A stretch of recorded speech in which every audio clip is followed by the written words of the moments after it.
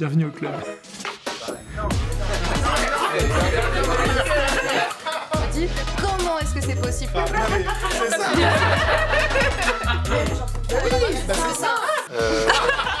Quand j'ai voulu rejoindre un autre book club, ils m'ont dit on est complet. Et j'ai dit mais ok les gars, bon bah qu'à cela ne tienne, je crée mon propre book club. Qui veut commencer à parler du livre? On lit tous un livre d'une fois sur l'autre. Après il y a aussi évidemment des gens qui viennent parfois qui n'ont pas lu le livre, mais il n'y a pas de shaming. Si t'as pas lu le livre, je veux dire, tu peux aussi participer à la conversation. Hein. Moi-même ça m'est arrivé de faire semblant d'avoir lu le livre. Moi j'ai découvert Emmanuel Carrère. Je connaissais l'autre histoire de Dupont de Ligonnès, qui n'a rien à voir, mais c'est la même histoire en fait. Toute sa vie, il a menti à tout son entourage. C'est ça la vie de Jean-Claude Roman. J'avoue que j'avais des réticences parce que c'est encore un romancier qui essaie de comprendre les monstres derrière. Ça me met un petit peu mal à l'aise quoi. Mais moi ce que je trouve qui est hyper fort dans ce bouquin, c'est la relation entre Emmanuel Carrère et Jean-Claude Roman. Et surtout le questionnement éthique qu'il y a derrière. Est-ce que... comment je me positionne face à cette histoire, je veux pas être l'instrument ou dupe de Jean-Claude Roman, et c'est ça qui interpelle plus le lecteur. J'ai rejoint le book club grâce à Samuel, qui m'a dragué même avec le book club.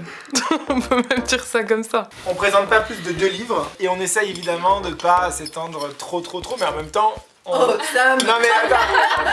J'ai toujours bien aimé parler de littérature avec mes amis, et c'est souvent quelque chose que... on fait pas assez. Chacun vient avec sa propre sensibilité, ses propres sujets de prédilection, de la littérature plutôt ancienne ou de la littérature contemporaine hyper engagée. Et donc en fait, ça rend sur le long terme le book club assez riche en possibilités. Moi j'ai choisi de vous présenter un essai qui s'appelle Le regard féminin, une révolution à l'écran. C'est le premier ouvrage théorique sur cette fameuse question du female gaze. Par ça c'est aussi un ouvrage qui m'a beaucoup plu, hyper documenté, référencé, qui permet aussi de rendre hommage à plusieurs réalisatrices. Ça s'adresse pas que à des apprentis cinéastes, mais à des apprentis artistes ou des apprentis humains en général, parce que ça pose la question un peu de la responsabilité du récit. Moi, je suis un cas particulier parce que je lisais pas beaucoup. Et une copine m'a invité au book club, donc je me suis dit, bon, bah, je vais tenter, même si j'étais un petit peu effrayé de me retrouver avec des intellos qui allaient me juger sur mes lectures.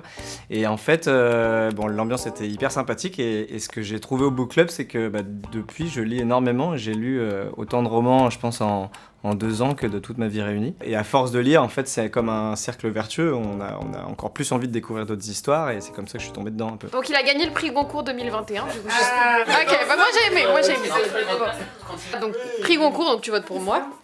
Donc ça mélange tous les genres, vraiment c'est incroyable. On passe même du récit philosophique au conte, au polar. Enfin c'est hyper impressionnant la manière dont lui il arrive à écrire en même temps de manière familière, en même temps de manière très poétique. C'est super beau. Et donc du coup c'est l'histoire d'un homme qui lit un livre et ce livre le bouleverse complètement.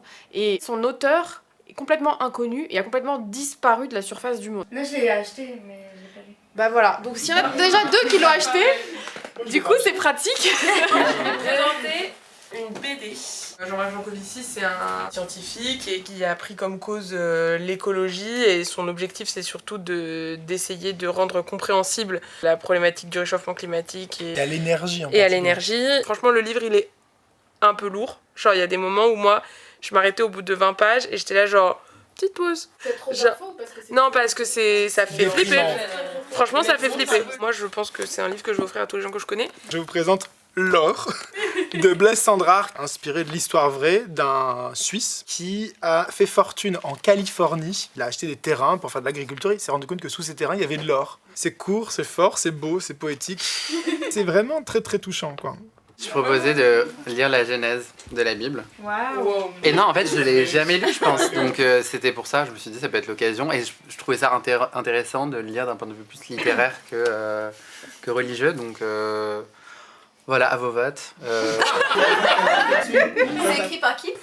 Chacun présente un livre pour donner envie aux autres de le lire. Donc évidemment, on est plus convaincant. Chacun a ses techniques aussi pour pitcher. Et après, ça c'est mon moment préféré, on vote. Mais évidemment, pour pas s'influencer, tout le monde m'envoie, comme à Bulletin Secret, un texto. Et à la fin, à l'issue de cette soupe électorale, ressort un gagnant. Et le livre qu'on lira pour la fois suivante. Mais surtout, la personne dont le livre a gagné, en fait, a l'honneur de présenter des thèmes pour la fois suivante. Pour rejoindre un club de lecture, je dirais qu'il ne faut pas avoir peur du tout, que c'est très très cool, et donc bienvenue au club. Mon conseil déjà, c'est de commencer avec leur propre désir, et puis être ouvert à l'idée de proposer à des gens qu'on connaît pas personnellement. Il y a des gens comme ça qui sont restés très, très fidèles, et moi c'est quelque chose qui m'a beaucoup... Ouais, qui me touche, cette longévité.